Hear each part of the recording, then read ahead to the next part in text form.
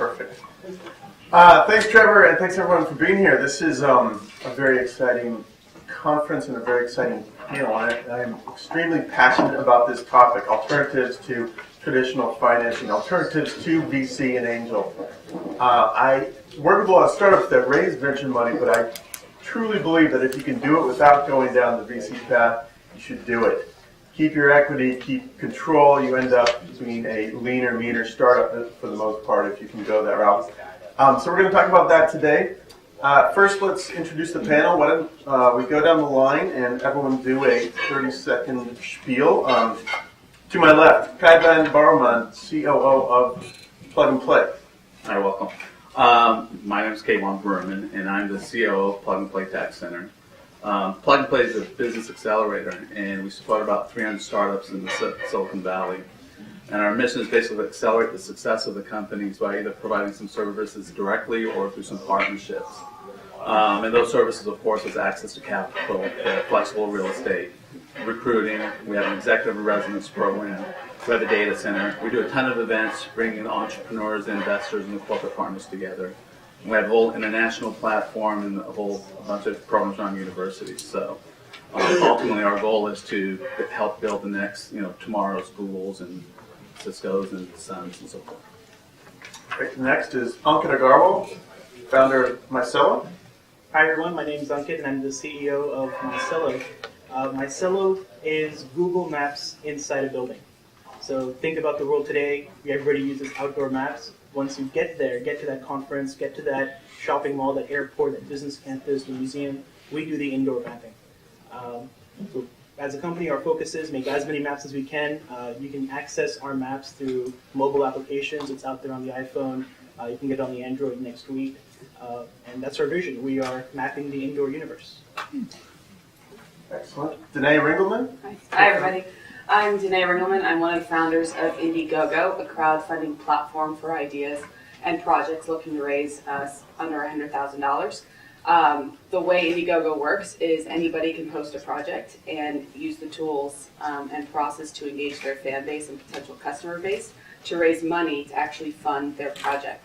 It's a great way if you're trying to get your company started or trying to get a project off the ground, or if you just have a small iPhone app you want to develop and you don't need the big VC funding or angel round. It's a great fundraising option for you.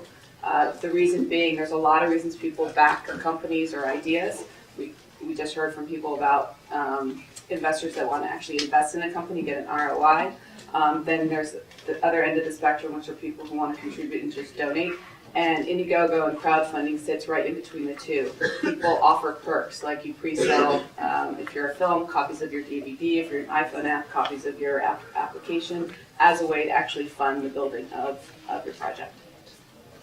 Okay, great. Ankit, let's start with you. We had a brief phone call the other day. You are taking the classic route of bootstrapping your company. You're doing some interesting things. You mentioned on the phone you're getting your customers to fund development.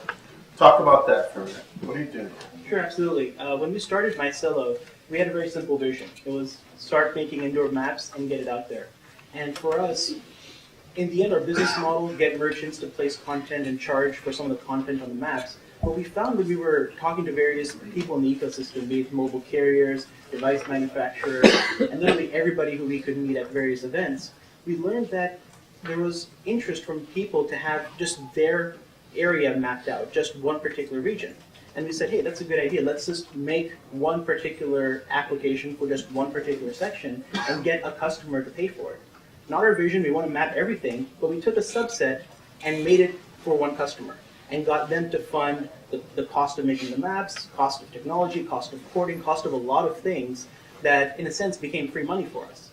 And all of that was basically through finding the right people, getting in touch. We are attended at Plug and Play. Plug and Play is a true accelerator. They really do help make you move a lot faster.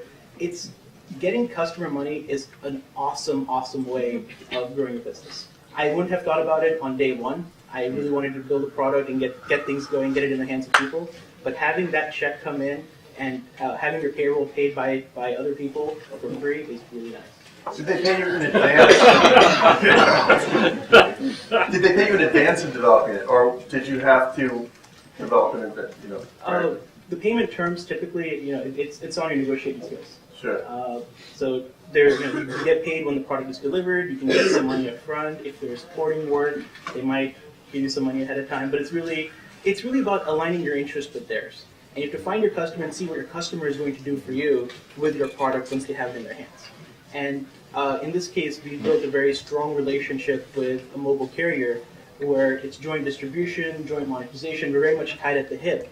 So it makes sense for them to fund us and give us access to some capital. The capital could be cash, capital could be access to their data center for free, the capital could be in the form of salespeople, it could be in the form of engineers. I mean, we really work them to give us access to their entire, whatever they have out of their 20,000 people workforce. It's get whatever you can get from them. Can you name names? Who are they? At this time, we haven't gone live with these guys yet. We will shortly, so that'll be an announcement pretty soon. Not yet. I'll tell. Yeah? Plug, play, and tell. We are one of Plug and Play's bigger companies. Right? Absolutely. You have to say that. Kevin, let's reach with you a minute. Talk about, you have how many companies, how many startups in Plug and A Play? little over 300. 300. Yeah. What are you seeing, how many of them are angel funded, or are they mostly bootstrapping? So angel fund, the way Plug and Play is broken down, we have a bunch of companies in pre-funded. It's all across the board. So we have pre-funded, seed-funded, venture-funded, and some companies in the growth stage. So, but I would say over 50% are either pre-funded or in the seed stage. And do you work with them on bootstrapping strategies, kind of like what Ankit just described here? Do you make any introductions to? Oh, absolutely. In fact, I think the introduction he's talking about, we make for them. So, so what we do is, the first thing we try to do in Plug and Play is really try to create a community. And that's, why, we can actually attract these larger customers, potential customers, to the startups. If we were a small, company supporting 10 to 15 companies, we wouldn't get the attention of a Microsoft or a Sun or Oracle or PayPal or whatever it may be. So, the first thing is having that community and then providing them with resources to accelerate them. So the corporate partners and the customers play a really big role in this thing. And so what we do is when we engage with our corporate partners, we kind of make sure that, from a, understand what they want in terms of supporting the developer community and entrepreneurial community, and then come up with programs and actually execute on them. So what they really want a lot of time is basically looking at, kind of like a petri dish of, of innovation, so they can, because our corporate R&D spending is going down. And the other thing that they want to do is see their products and services into these startups, and hopefully, make the gamble there. So when we kind of come up with the programs, for instance, with PayPal, we set up a partnership, kind of promoting the PayPal platform. What we will do then is do our work and make those proper introductions and see what happens from there. What? Keep on that topic for a minute. We've seen Microsoft does BizSpark, Sun has their Startup Essentials. Right. What else should people in the audience be looking at in terms of working with some of these large firms? Well, the nice thing is, and there's been kind of a shift in strategy with these large corporations. And Sun's an exception, by the way. I think Sun has done they kind of pioneered this whole effort in supporting developers and so forth, and we were actually one of Sun's first partners. But what's happening is that because it costs so little to build technologies, with the advent of the cloud and everything else, and technology is changing so rapidly, these large corporations just want to see what's going out there. And corporations move very slowly. So they, Sun was one of the first people that that we worked with that came with the Sun Startup Essentials program. Very quickly, Microsoft said, "Wait a second, if they can do it, we can do it." So it's almost like this whole competitive thing that comes on. So Sun offered a discounted price. Microsoft said, "We'll offer it for free." And now IBM is actually setting up a program that they're actually launching this week. HP is going to announce something very quickly. PayPal, of course, is opening up their platforms to developers, and they have a whole set of programs. So, and Android is also, or Google is. So, everyone's kind of following that train, and it's just a matter of understanding who are the right people within the organization. That's the biggest challenge, and that's kind of where we help out. Is really, we know those people, from both from a VP level or CEO level, all the way down to the marketing people. Keeping on this topic, because I think it is an interesting one, just for one more minute. What's the typical structure when you're working with Sun Startup Essentials? What are you getting? How long do you get it for discounted or free? Give a little flavor on that. Well, some people are here, but I'll talk. So basically what happens is the Sun Startup Essentials program is a program where, it's to provide discounted hardware and software to the startups. So there's some criteria. For instance, the company has to be less than 3 years old, and they have to basically generate or they cannot be generating more than $1 million in revenues. And that's basically the main criteria. There's an application process. We work very closely with the Sun Startup Essentials team, and so we're kind of like I guess you could say a reseller. It's not really a reseller, we don't get anything out of it. But we basically help them manage that program and come up with programs. And but it's not just the hardware discounts. It's really the access to all the other resources they have. So from engineering. So if you don't know how the best way to architect your own infrastructure, they are more than willing to bring you to the executive briefing center, or even set up calls, or even bring the engineers to Plug and Play to help the startups. Cool. Danae, I want to dig into crowdfunding, but first let me probe a little bit on how you're growing Indiegogo. You're a startup. Have you raised money, or are you bootstrapping? Give us a little color on how you've got Indiegogo off the ground. Yeah, a lot of sweat and passion. No, it was bootstrapping. We have some seed funding, and we've been just building all along the way. Kind of getting back to his approach to raising money via customer. Not only is it another new way to actually get money, but when you actually start to get customers, and before you raise a dime, you're actually learning quite a bit, and you're actually building a product that people want. And I know that does not sound like a big aha idea, but so many startups fail because you get engineers that go off into a room, build the coolest widget out there that nobody cares about. So literally, and it's I actually say this to a lot of our customers on Indiegogo, whether they're a filmmaker or a writer or a developer or whoever, is engage your audiences, engage your customers now, and give them a way to get involved in the process, whether it's by funding it, by being a part of it, what have you, whether it's being the sole customer like Micello. It is so key to actually building a product that somebody wants. Good, awesome.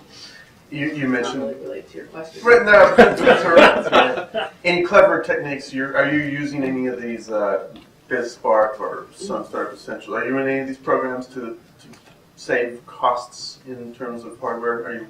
No, I mean, we keep it simple. We Google Docs has pretty much been our tool of choice, or Google, X on everything.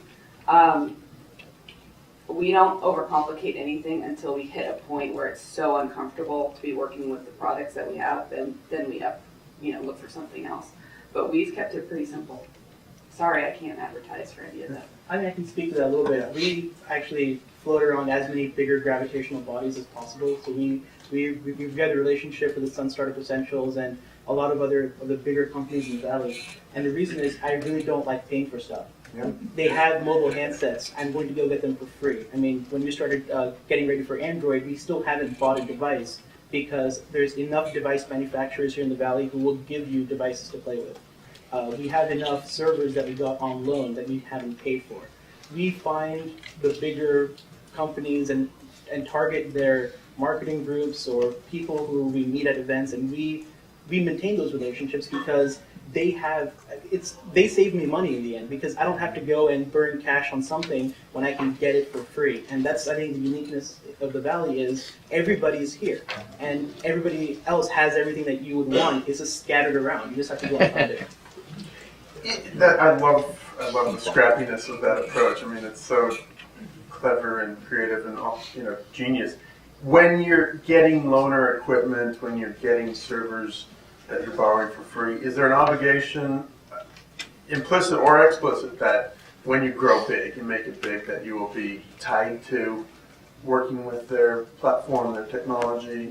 Talk about sort of the relationship. Well, absolutely. The technologies that we use sort of help drive who we identify in the ecosystem to target. So, we're still a young company. I've heard from my engineers that at some point we'll have to return that server that we have on web, right? But 7-8 months from now, we'll be a lot bigger. We can go and get our own server, right? Mm-hmm. The idea is you've got your first 25K, you have some friends and family money, and you want to hold off on the angel, you want to hold off on the VC, but you want to build some phenomenal value in your company quickly. And you want to defer as much as you can to later, because if you get that funding in the future, then great, everything is wiped out. You can go pay for everything, you can move a lot faster. You don't have to wait a week to get that mobile device. You can get it the same day. You can move faster then. But today I have the urgency, but I also have the thinking that I want to save the money and defer any payment to a future date. Kevin, anything else to add in terms of getting stuff for free? Well, eventually you got to pay. No, but it's good to get things for free. But the whole thing, and I'll tell you what we don't do for free. A lot of organizations like ours are for-profit, non-profit. We're actually a for-profit entity, and we think that is fundamental to entrepreneurship. And we think that's what differentiates us from other incubators or accelerators, around the world. Is that we want to make sure, and I'll give you an example. We opened up our doors in 2006, and we experienced some pretty good growth. And last year and last year and a half, the economy's been pretty, dismal.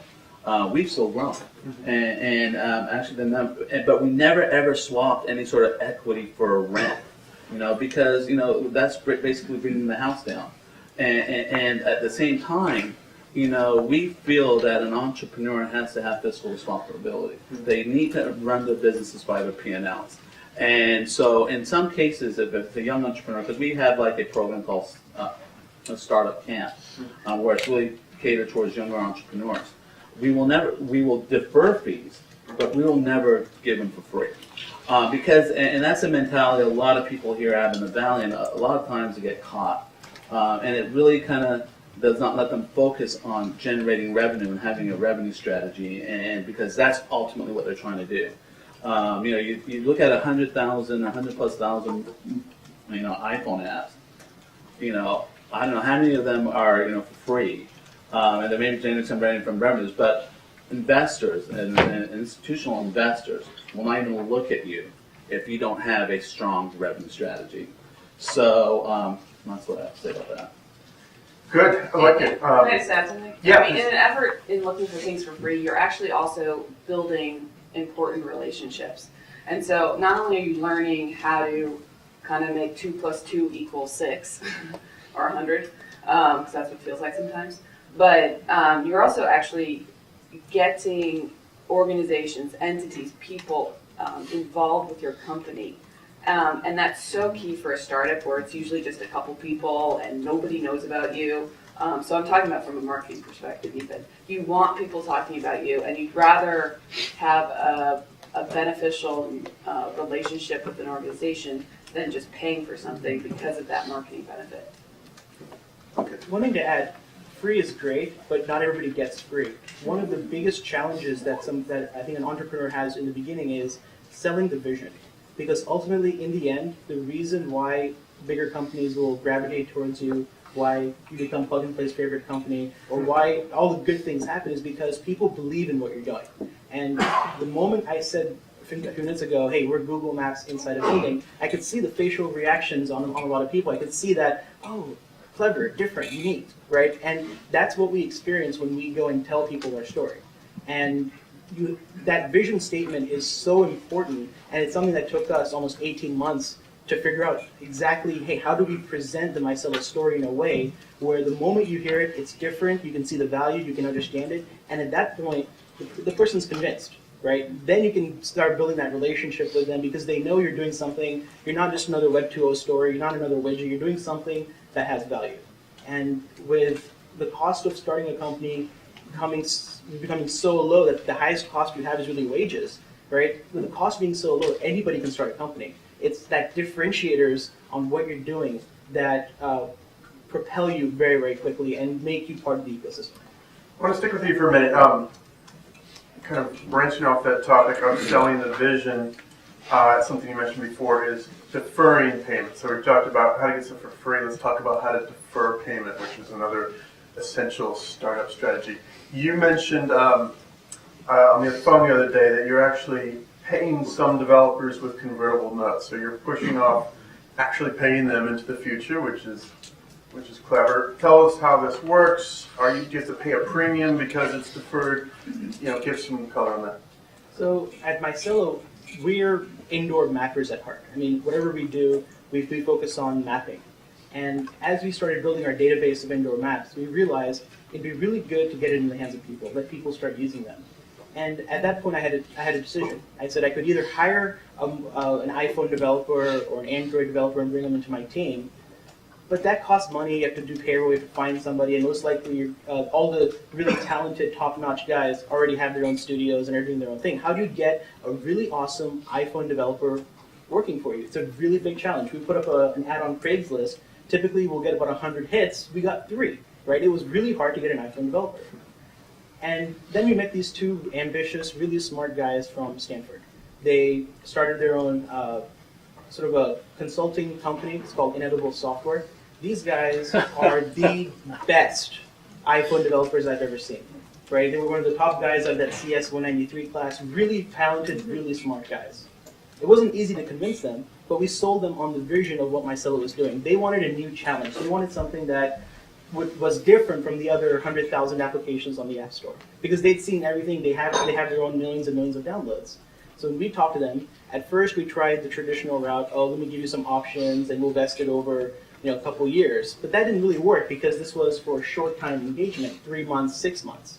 And at that time, what we realized the best way is let's use their investment of time. Let's convert that into a convertible note. Let's make a convertible note out of that and give them minimal cash, and instead have their participation or their investment in Micello, instead of being cash, be in their effort of building the application.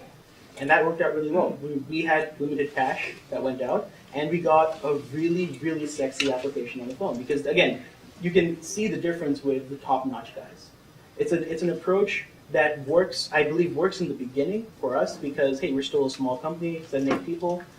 But I know at some point I need to hire my own iPhone developer because there's just too much work to do. But it's another way to get started in a very cost-effective way. Again, deferring cost in a way where there's value for the person doing it, and at the same time, I can conserve cash and keep my monthly burn really low. When you're paying them with deferred notes, 2 questions on that. One is, did you have to set expectations that you're planning to raise an institutional round, so their convertible notes convert into equity? And did you have to pay a premium? And if you would be willing to share how much you were able to actually pay in convertible notes, I think that'd be an interesting data point if you're comfortable with it. Sure. We did sell them the vision that we see Micello as a big, big company very, very soon. And that we have the ability and the methodology and the tools to rapidly create indoor maps. Because the challenge for mapping has been doing 1 place is good, doing 2 places is good, maybe 10 places is good, but how do you do 10,000 places in a year? And that's what we've been able to answer and prove, that we can do thousands and thousands of places very fast. And so they bought into our vision that, hey, we will be going for a future venture round where their convertible note would convert.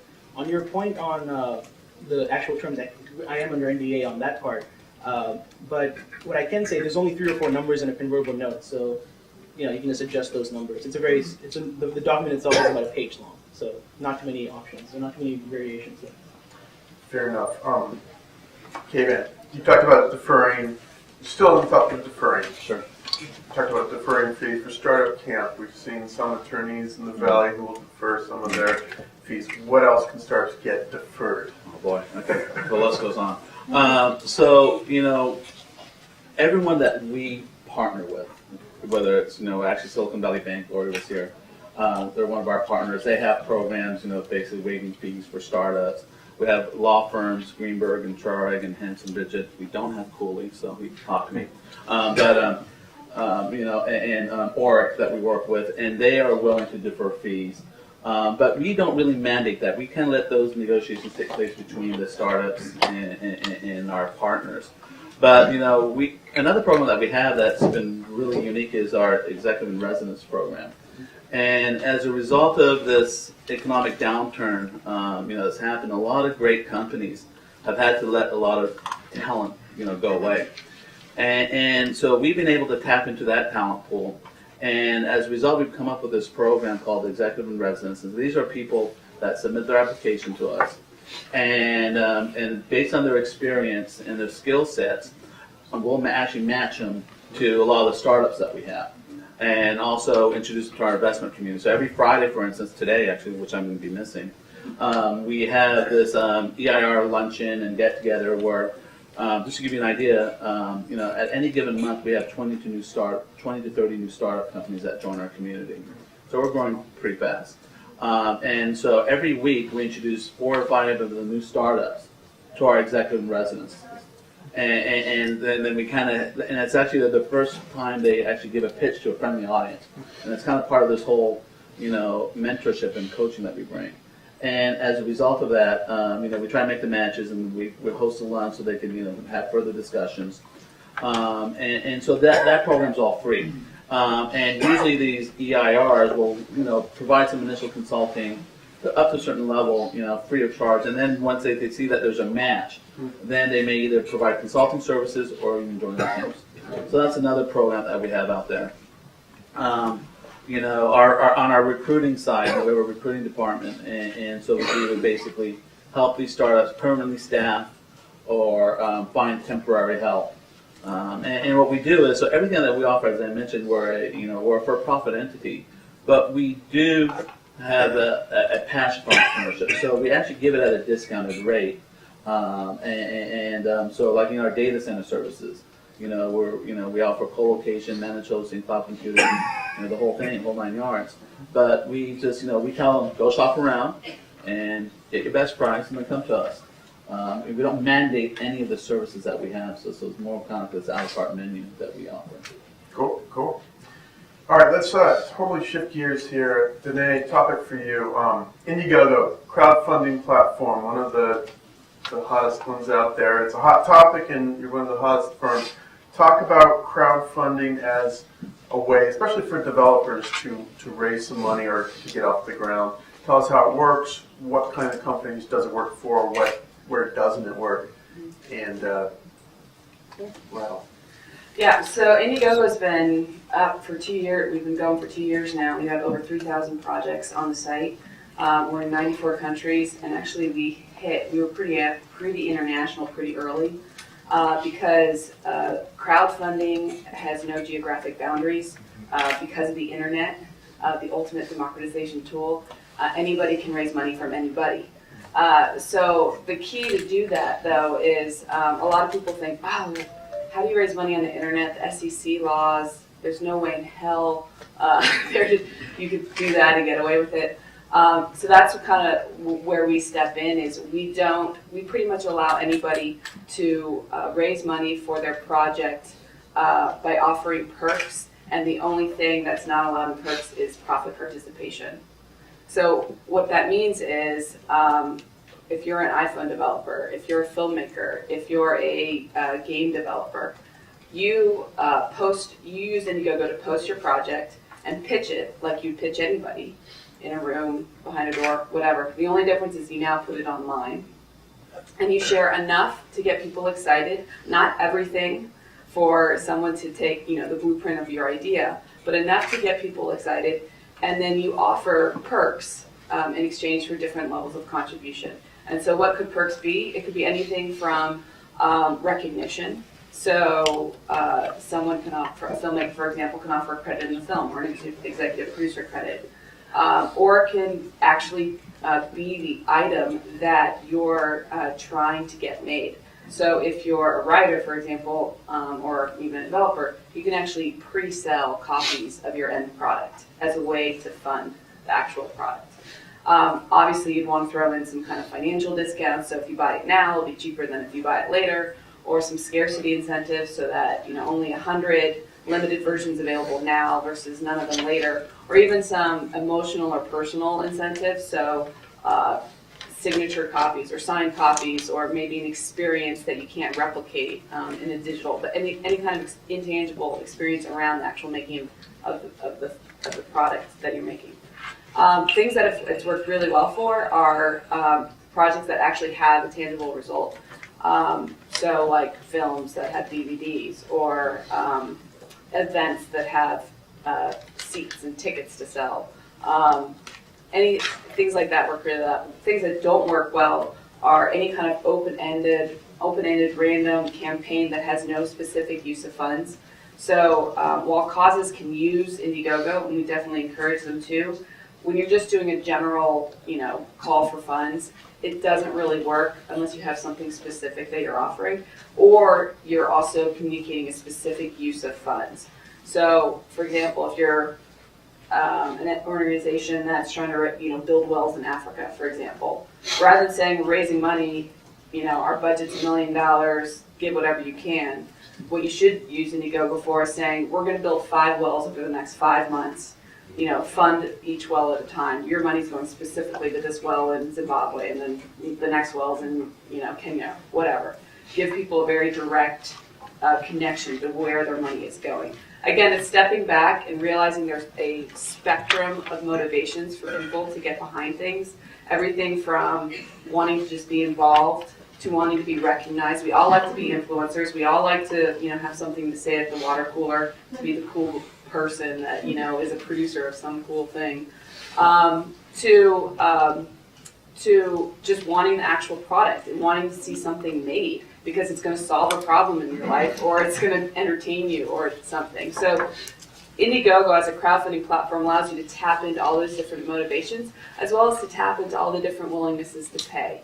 And this is I'm getting kind of econ geeky on you here, but what happens is when you have a product that comes out and you have a single price point, you end up leaving a lot of money on the table from people who would be willing to pay more for that product, as well as because you're only charging them that low rate, as well as people who maybe can't afford that product, so you never get their dollars because it's your price too high. So the perk structure actually allows you to tap into multiple willingnesses and abilities to pay, so you can actually start to monetize your product or work at all those levels, as well as monetize it before the thing's actually done.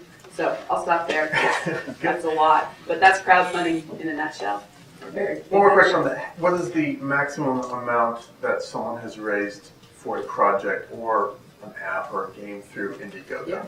Yeah. It's really interesting. We've had projects raise, $500,000, very little because they don't need very much, all the way up to tens of thousands of dollars on Indiegogo. And actually that's helped them secure funding off of Indiegogo, the more traditional funding.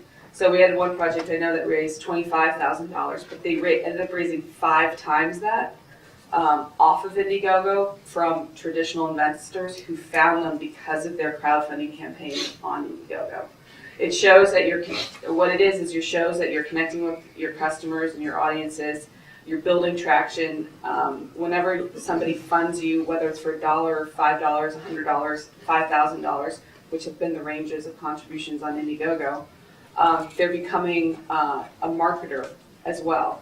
And so what that does is by building this audience and building this traction, you actually make yourself more attractive to the traditional investors because they would rather invest in an application that already has 1,000 people ready to use it versus one that's still just an idea. Just to set some expectations, though, if I'm creating a video game, I want to use Indiegogo, could I potentially raise $20,000, $50,000, $100,000? Well, I mean, but what is a realistic sort of expectation of what I could possibly raise through this platform? It's all based on how big your audience is or how well you are at using social media to engage your potential customers. So $25,000 has been raised on the site. $500 has been raised on the site. I mean, it really ranges, and it depends on what the product is you're making and how much you really need. A lot of people have larger funding needs of $200,000, $500,000, $1 million. But what we always encourage them to do is start small, take a chunk at a time, have a specific use of fund for that, and go raise it and give people a very tangible experience in what their money is going to. So yes, 20,000. We haven't had a $50,000 level yet, but if we're actually, what's happening now in Indiegogo is a lot of kind of bloggers and people who already have followings are starting to join, and they're raising money really fast because they already have the embedded audience. Even though we give you the tools to help build that embedded audience by it being integrated with Twitter and Facebook and Google Buzz and all that kind of stuff, if you've got that audience, you can raise it pretty quickly. Excellent. Gentlemen, do you have anything to add on crowdfunding or peer funding? I do. So, and I just didn't think about this earlier. So actually there's a startup in Plug and Play, a company called the Lending Club. And what Lending Club does peer-to-peer lending. And they actually started here in our facilities. And the whole idea is, and you could basically borrow up to $25,000. And the way the model works is you can either be a lender or a borrower. And what they usually try to do is use affinity circles to kind of make sure that, they mitigate the risk associated with the lending and borrowing situation. But that's a program, and they have competitors. I forgot some of the other competitors, but there's, but that's just another simple way of getting $25,000 with some attractive rates and so forth as a loan, and so forth. And there's one other thing that I wanted to talk about before we, when this session ends, is that you're an entrepreneur, you're setting your own destination, and so don't be afraid to think big early on. And the reason I say that is, I'll give an example of eBay, for instance. eBay, when they by the time they decided to grow internationally, they had to spend $320 million to acquire 23 copycats of eBay. And the reason why they did not expand internationally is because they said, hey, you know what? Let me grow here, let me gain market share, and then we'll go internationally. Well, by then the word's out, and all these other people came and made products similar to theirs. So what we've done it's a new program that we've set up, is our international platforms. And the whole idea here is that it really serves four purposes. One is, of course, through partnerships with some of the governments. We set up a platform for internationally founded startups can come to Silicon Valley, and we kind of put them through an acceleration program and kind of help them decide over that 3 or 4 month period whether or not it makes sense for them to have a presence in the Valley for business development purposes and additional fundraising. But the second program, which is very neat, is creating a platform for U.S. companies to go abroad and in a facility that has a lot of the support and mechanisms and all the relationships already set up, along with a funding mechanism, a seed funding mechanism, because internationally, governments are very active in providing seed funds to startups. So as long as the company, and sometimes actually the product of the company actually does better abroad than it does here in the U.S.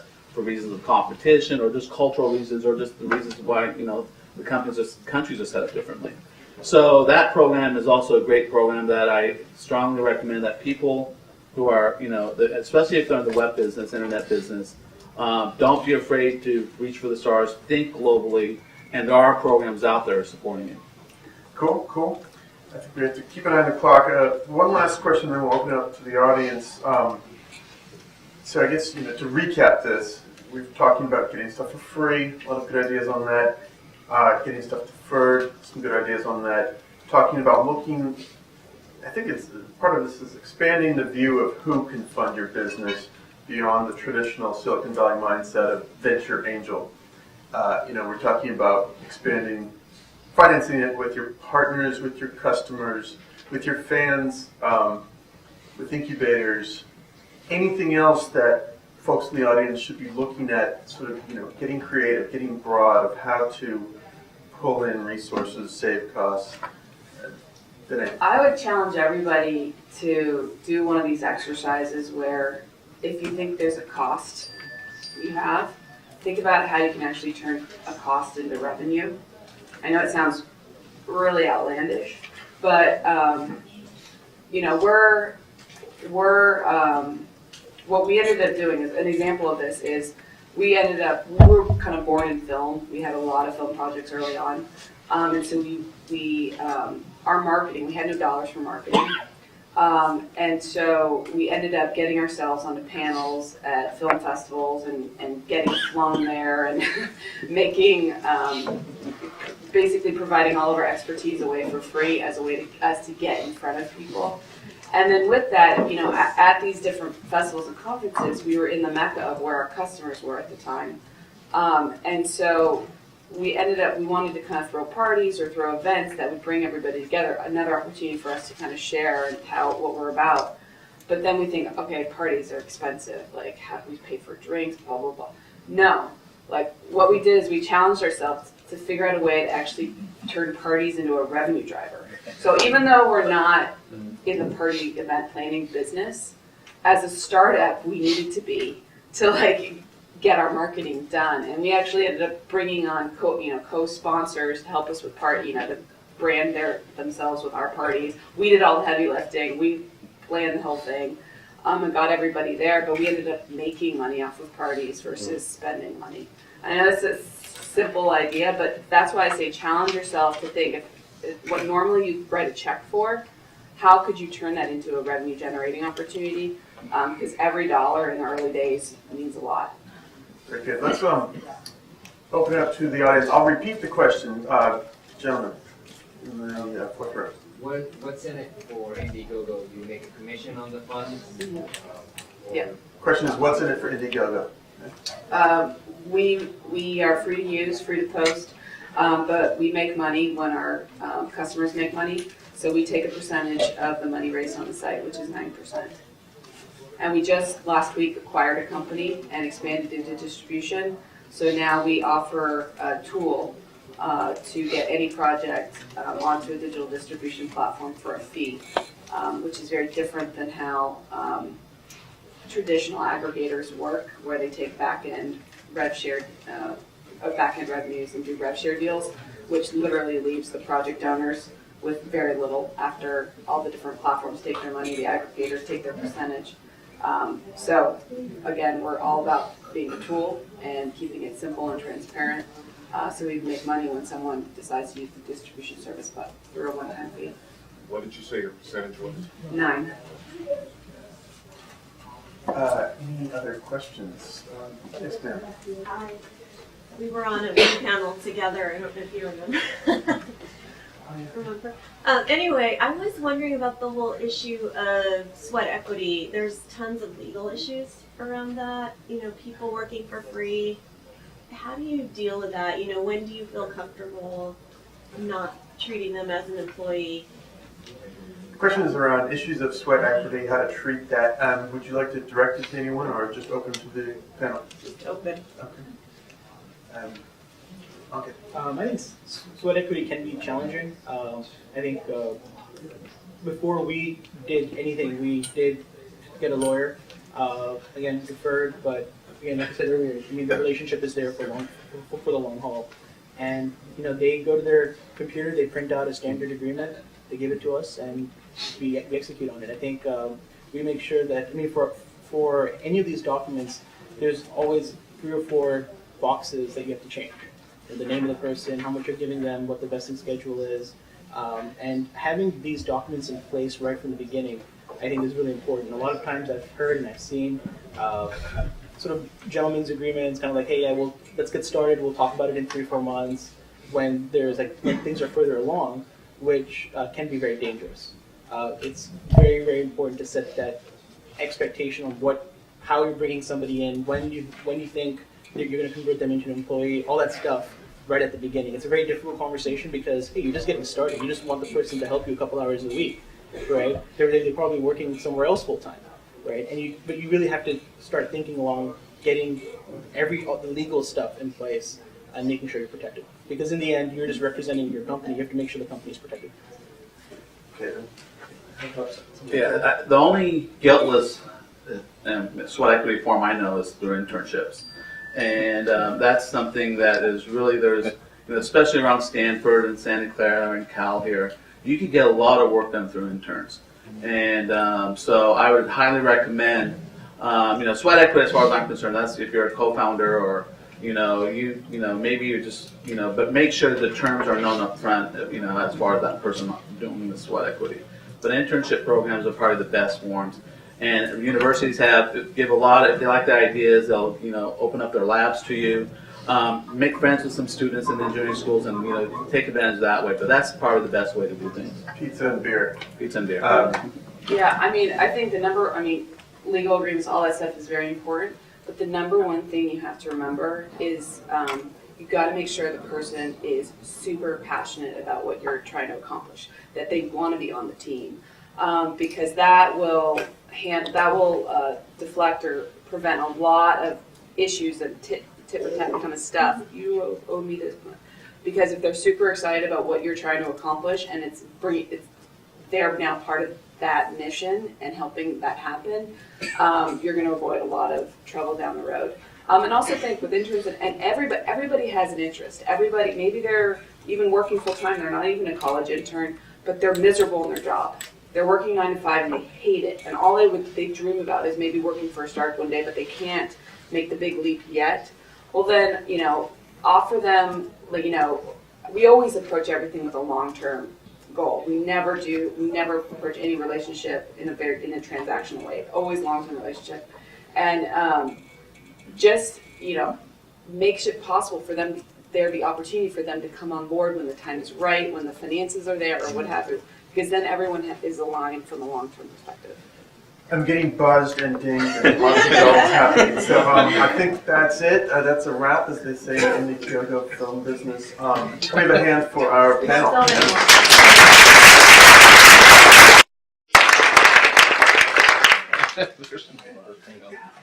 Okay, so we're going to thank you very much. That was great. Very interesting, exciting. We're going to take about a 10-minute break right now, and then we'll come back into this room and you'll learn about PayPal X.